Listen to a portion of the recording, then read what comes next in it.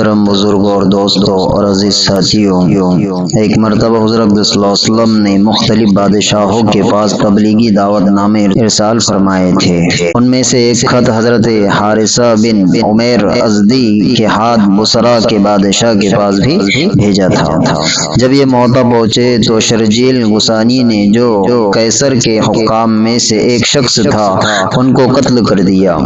قاصدوں کا قتل کسی کے نزدیک بھی پسندیدہ نہیں۔ حضور صلی اللہ علیہ وسلم کو یہ بات بہت گرا ہوئی اور آپ صلی اللہ علیہ وسلم نے 3000 کا ایک لشکر تجویز فرما کر حضرت زید بن حارثہ کو ان پر امیر مقرر فرمایا اور ارشاد فرمایا کہ اگر یہ شہید ہو جائے تو جعفر بن ابی طالب رضی اللہ عنہ امیر بنائے جائے، وہ بھی شہید ہو جائے تو عبداللہ بن رواحہ امیر ہو، وہ بھی شہید ہو جائے تو پھر مسلمان جس کو دل چاہے امیر بنا لے۔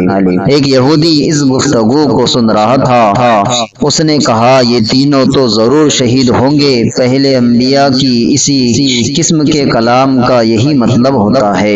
حضور صلی اللہ علیہ وسلم نے ایک سفید جھنڈا بنا کر حضرت زید رضی اللہ عنہ کے حوالے فرمایا اور خود مع ایک جماعت کے ان حضرات کو رخصت فرمانے تشریف لے گئے۔ شہر کے باہر جب پہنچانے والے واپس آنے لگے تو ان مجاہدین کے لیے دعا کی کہ حق تعالی شانہ تم کو سلامتی کے ساتھ، کامیابی کے ساتھ واپس لائے اور ہر قسم کی برائی سے محفوظ رکھے۔ حضرت عبداللہ بن رواحہ رضی اللہ عنہ نے اس کے جواب میں 3 اشعار پڑھے جن کا ترجمہ یہ تھا کہ میں تو اپنے رب سے گناہوں کی مغفرت چاہتا ہوں اور یہ چاہتا ہوں کہ ایک ایسی تلوار ہو جس سے میری خون کے فوارے چھوٹنے لگے، یا ایسا برچھا ہو جو آنتوں اور کلیجے کو چیرتا ہوا نکل جائے، اور جب لوگ میری قبر پر گزرے تو یہ کہے کہ اللہ تجھ غازی کو رشید اور کامیاب کرے، واقعی تو رشید اور کامیاب تھا۔ اس کے بعد یہ حضرات روانہ ہو گئے۔ شرجیل کو بھی ان کی روانگی کا علم ہوا، وہ 1,00,000 فوج کے ساتھ مقابلے کے لیے تیار ہوا۔ یہ حضرات کچھ آگے چلے تو معلوم ہوا کہ خود ہرقل روم کا بادشاہ بھی 1,00,000 فوج ساتھ لیے ہوئے مقابلے کے لیے آ رہا ہے۔ ان حضرات کو اس خبر سے تردد ہوا کہ اتنی بڑی جمعیت کا مقابلہ کیا جاوے یا حضور اقدس صلی اللہ علیہ وسلم کو اطلاع دی جاوے۔ حضرت عبداللہ بن رواحہ رضی اللہ عنہ نے للکار کر فرمایا، اے لوگوں، تم کس بات سے گھبرا رہے ہو؟ تم کس چیز کے ارادے سے نکلے ہو؟ تمہارا مقصود شہید ہو جانا ہے۔ ہم لوگ کبھی بھی قوت اور آدمیوں کی کثرت کے زور پر نہیں لڑے، ہم صرف اس دین کی وجہ سے لڑے ہیں جس کی وجہ سے اللہ نے ہمیں کرام نصیب فرمایا ہے۔ آگے بڑھو، 2 کامیابیوں میں سے ایک تو ضرور ہے، یا شہادت یا غلبہ۔ یہ سن کر مسلمانوں نے ہمت کی اور آگے بڑھ گئے، حتیٰ کہ موتا پر پہنچ کر لڑائی شروع ہو گئی۔ حضرت زید رضی اللہ عنہ نے جھنڈا ہاتھ میں لے لیا اور میدان میں پہنچے۔ گھمسان کی لڑائی شروع ہو گئی، شرجیل کا بھائی بھی مارا گیا اور اس کے ساتھی بھاگ گئے۔ خود شرجیل بھی بھاگ کر ایک قلعے میں چھپ گیا اور ہرقل کے پاس مدد کے لیے آدمی بھیجا۔ اس نے تقریباً 2,00,000 فوج بھیجی اور لڑائی زور سے ہوتی رہی۔ حضرت زید رضی اللہ عنہ شہید ہوئے تو حضرت جعفر رضی اللہ عنہ نے جھنڈا لیا اور اپنے گھوڑے کے خود ہی پاؤں کاٹ دیے تاکہ واپسی کا خیال بھی دل میں نہ آئے، اور چند اشعار پڑھے جن کا ترجمہ یہ ہے، اے لوگوں، کیا ہی اچھی ہے جنت اور کیا ہی اچھا ہے اس کا قریب ہونا، کتنی بہترین چیز ہے اور کتنا ٹھنڈا ہے اس کا پانی، اور ملک روم کے لوگوں پر عذاب کا وقت آ گیا، مجھ پر بھی لازم ہے کہ ان کو مارو۔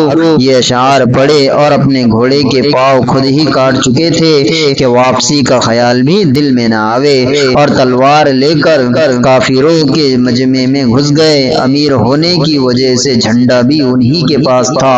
اول جھنڈا دائیں ہاتھ میں لیا، کافروں نے دایاں ہاتھ کاٹ دیا۔ جھنڈا اگر گر جائے انہوں نے فوراً بائیں ہاتھ میں لیا، انہوں نے وہ بھی کاٹا۔ انہوں نے دونوں بازوؤں سے اس کو تھاما اور منہ سے مضبوط پکڑ لیا۔ ایک شخص نے پیچھے سے ان کے 2 ٹکڑے کر دیے جس سے یہ گر پڑے۔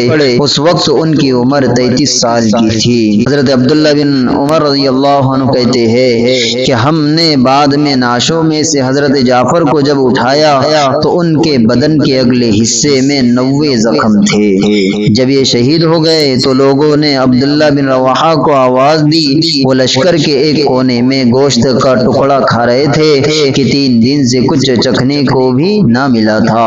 وہ آواز سنتے ہی گوشت کے ٹکڑے کو پھینک کر اپنے آپ کو ملامت کرتے ہوئے کہ جعفر تو شہید ہو جائے اور تو دنیا میں مشغول رہے، آگے بڑھے اور جھنڈا لے کر قتال شروع کر دیا۔ انگلی میں زخم آیا، وہ لٹک گئی تو انہوں نے پاؤں سے اس کٹی ہوئی انگلی کو دبا کر ہاتھ کھینچا، وہ الگ ہو گئی، اس کو پھینک دیا اور آگے بڑھے۔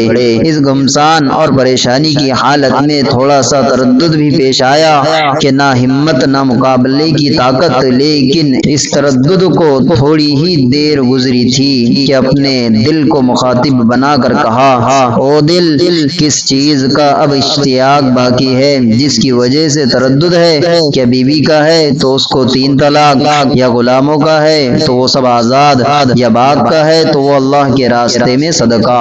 اس کے بعد چند اشعار پڑے جن کا ترجمہ یہ ہے، قسم ہے او دل، تجھے اترنا ہوگا، خوشی سے اتر یا ناگواری سے اتر، تجھے اطمینان کی زندگی گزارتے ہوئے ایک زمانہ گزر چکا۔ سوچ تو آخر تو ایک قطرہ منی ہے، دیکھ کافر لوگ مسلمانوں پر کھینچے ہوئے آ رہے ہیں، تجھے کیا ہوا کہ جنت کو پسند نہیں کرتا؟ اگر تو قتل نہ ہوا تو ویسے بھی آخر مرے ہی گا۔ اس کے بعد گھوڑے سے اترے، ان کے چچا زاد بھائی گوشت کا ایک ٹکڑا لائے کہ ذرا سا کھا لو، کمر سیدھی کر لو، کئی دن سے کچھ نہیں کھایا۔ انہوں نے لے لیا، اتنے میں ایک جانب سے ہلے کی آواز آئی، اس کو پھینک دیا اور تلوار لے کر جماعت میں گھس گئے اور شہید ہونے تک تلوار چلاتے رہے۔ صحابہ رضی اللہ عنہ کی پوری زندگی کا یہی نمونہ ہے۔ ان کا ہر قصہ دنیا کی بے ثباتی اور آخرت کے شوق کا سبق دیتا ہے۔ صحابہ کرام رضی اللہ عنہ اجمعین کا تو پوچھنا ہی کیا، تابعین پر بھی یہی رنگ چڑھا ہوا تھا۔ اللہ تعالی ہم تمام کو ان صحابہ جیسی بہادری اپنی زندگی کے اندر لانے کی توفیق عطا فرمائے۔ اور جو ساتھی ہمارے چینل پہ نئے ہیں وہ ہمارے چینل کو سبسکرائب کریں، ویڈیو پسند آئے تو لائک کریں، کمنٹ کریں اور شیئر کریں۔